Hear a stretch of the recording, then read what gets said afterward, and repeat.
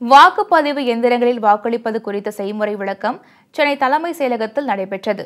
அதேபோல் வாக்களிக்கும் போது நமது வாக்கு யாருக்கு பதிவாகிறது என்பது குறித்தும் அப்போது விளக்கம் அளிக்கப்பட்டது. இது குறித்த கூடுதல் தகவலை அளிக்கிறார் நமது செய்தியாளர் கீர்த்தனா.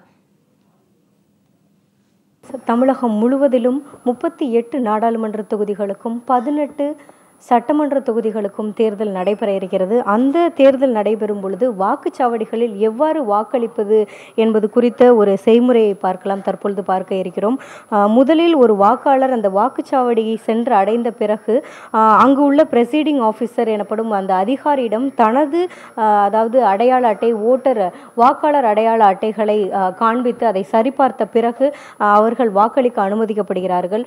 ஒருவேளை அந்த வாக்காளருக்கு வாக்காளர் அடையாள அட்டை இல்லாத பட்சத்தில் தேர்தல் ஆணைய அறிவுறுத்தலின்படி 11 மற்ற சான்றிதழ்களை காண்பித்து அவர்களுக்கு வாக்களிக்கும் அனுமதி வழங்கப்படுகிறது. முதலில் அவர் அந்த வாக்காளர் அடையாள அட்டை சரிபார்ப்பிற்கு பிறகு அந்த பிரசைடிங் ஆஃபீஸர் எனப்படும் அந்த அதிகாரியின் மூலம் கண்ட்ரோல் யூனிட் எனப்படும் இந்த ஒரு இயந்திரம் கிளிக் செய்யப்படுகிறது. இந்த பட்டன் கிளிக் செய்யப்பட்ட பிறகு அந்த வாக்காளர் ஓட்டு போடுவதற்கு அனுமதிக்கப்படுகிறார். தொடர்ந்து அந்த வாக்காளர் மற்றொரு பகுதிக்கு அனுப்பி அந்த இடத்தில் இந்த இவிஎம் மிஷின் எனப்படும் இயந்திரம் அவர் கண்முன் வைக்கப்படுகிறது. இந்த இயந்திரத்தின் மூலம் அவர் விருப்பப்பட்ட வாக்காளர்களுக்கு வாக்களிக்கும் ஒரு முறை இங்கு வைக்கப்பட்டுள்ளது. இந்த பேலட் யூனிட் எனப்படும் இந்த இயந்திரத்தில் 16 வகை வாக்காளரின் பெயர் காட்டப்படுகிறது. ஒருவேளை அந்த தொகுதியில் அதிகபட்சமாக வாக்காளர் இருக்கிறார்கள் என்றால் ஒரு சில தொகுதிகளில் 40க்கும் மேற்பட்ட 50க்கும் மேற்பட்ட வாக்காளர்கள் இடம்பெறுவார்கள். அந்த தொகுதிகளில் இதை போன்ற இன்னொரு மிஷின்களும் வைக்கப்பட்டிருக்கிறோம். அந்த மிஷின்களில் தேர்ந்தெடுத்து நாம் விருப்பப்படக்கூடிய வாக்காளர்களுக்கு வாக்களிக்கலாம்.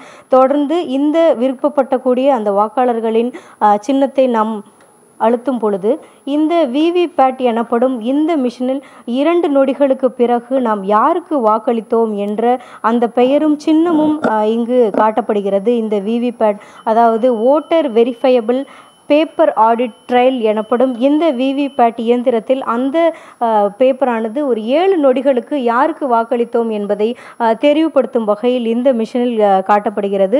இதன் பிறகு ஒருவேளை இந்த இயந்திரத்தில் நாம் வாக்களித்த சின்னத்திற்கு மாறாக வேறு ஏதேனும் ஒரு சின்னமோ அந்த வாக்காளர் பெயரோ காட்டப்பட்டிருந்தால் உடனே அந்த தொகுதியில் உள்ள பிரசைடிங் ஆஃபீஸர் அந்த அதிகாரிக்கு தகவல்கள் தெரிவிக்கப்பட்டு நாம் புகாரை எழுப்பலாம். கிட்டத்தட்ட தமிழகத்தில் 7000க்கும் மேற்பட்ட பதட்டமான வாக்குச்சாவடிகள் இருப்பதாக தேர்தல் ஆணையம் தெரிவித்திருக்கின்றது.